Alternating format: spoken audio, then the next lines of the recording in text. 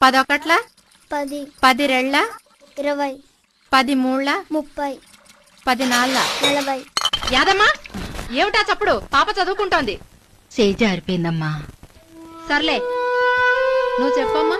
10 ఐదుల 50 10 ఆరుల 60 10 ఏళ్ళ 70 10 ఎనిమిదిల 80 10 తొమ్మిదిల 90 10 పదుల. చిచి ఎన్నిసార్లు చెప్పాలి? పాప చదువుకుంటోంది, బుద్ధి లేదు. నాలాగా కాకుండా నా కూతురు బాగా బతకాలని నాకు ఉంది. కానీ ఏం చేసేది? నా చేతుల్లో ఏముంది?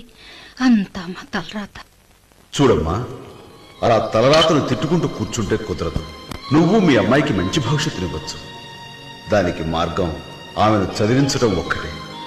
బడికి పంపించమ్మా, పని కాదు.